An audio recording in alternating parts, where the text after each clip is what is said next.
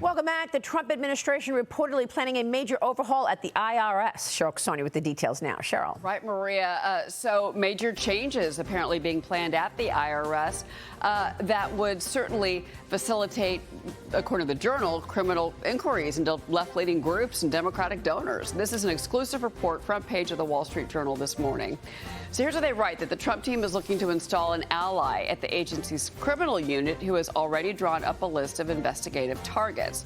Sources telling the Journal that the effort is being driven by Gary Shapley. He's an advisor to Treasury Secretary Scott Bessent, who's currently serving as the acting IRS commissioner. Well, a federal grand jury indicting the man accused of igniting the deadly Palisades fire and added 2 more felonies to the case. Jonathan Rinderknecht is now facing charges for 1 count of destruction of property by means of fire, 1 count arson affecting property used in interstate commerce, and 1 count of timber set afire. That January blaze killed 12 people and scorched more than 23,000 acres. He faces up to 45 years in prison. Nestle is planning to slash 16,000 jobs, the Swiss food giant targeting mostly white-collar jobs. This is going to mean about 6% of the global workforce. 12,000 white-collar jobs, about 40,000 manufacturing jobs. The maker of Nescafe coffee and Purina pet food looking to drive heavy-duty cost savings. The new CEO of the company is the one pushing all of these efforts right now. Well, Diane Keaton's family revealing the late actress's cause of death, telling People magazine, quote, "The Keaton family are very grateful for the extraordinary messages of love and support they have received these past few days on behalf of their beloved Diane, who passed away from pneumonia on October 11th. The Oscar-winning actress is best known for her roles in blockbusters like The Godfather, Annie Hall, and Father of the Bride. Diane Keaton died in California over the weekend. She was 79 years old, leaving behind 2 children.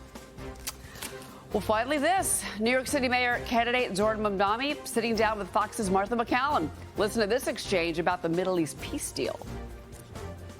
Would you give President Trump credit or not, to any extent? Credit or not? I think it's too early to do so. Too early to say. But if it proves to be something that is lasting, something that is durable, then I think that's where you give credit. In fact, the Democratic Socialists of America, that's the group that's tied to Mamdani, openly criticized the ceasefire Monday.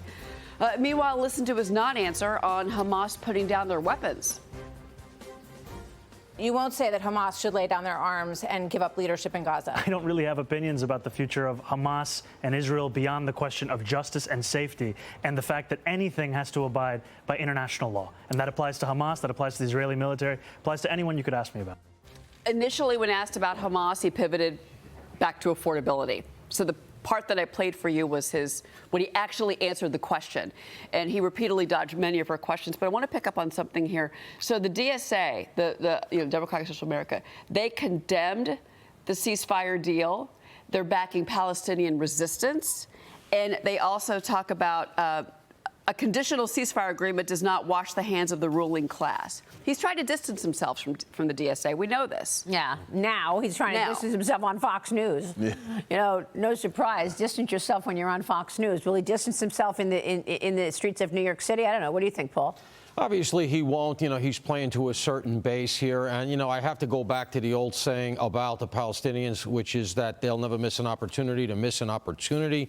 We heard that during the negotiations initially between Bill Clinton and Arafat. It looked like they had a deal. Arafat did them at the last second. Let's remember one last thing about Mamdani in this context. On the day that this was announced, where people all over the world were celebrating what could be the beginning of a lasting peace, he was on a 5K run for the UN Relief and Works Association, which are Hamas-adjacent outfit that's been implicated. Some of the worst aspects of what went on in Gaza. We finally have some daylight here. He can't bring himself to come in for the big win. And when you consider that you got the Turks and the Egyptians on board, which is exactly who you need, what diplomacy, something that Donald Trump never gets credit for. Did any of you buy his apology to the NYPD yesterday? Did you guys see that? I did see it. Yeah. I can't speak for the entire PD, but let's put it this way very subtly. No! What do you think? The thing is, Hamas is a terror organization, and if you can't condemn a terror organization. I don't care about your ideology. If you can't condemn a terror organization, say that a terror organization should lay down their arms, there's something broken with you. Period. End of story. Absolutely. Well, you know, Maria, the debate is tonight between the three candidates. And I think that's where we're really going to see. I mean, look, the numbers show us and the polling show us that we're likely going to see Zohran Mamdani as the next mayor. All right. But we'll find out. We'll watch the debate, Cheryl. Thank you.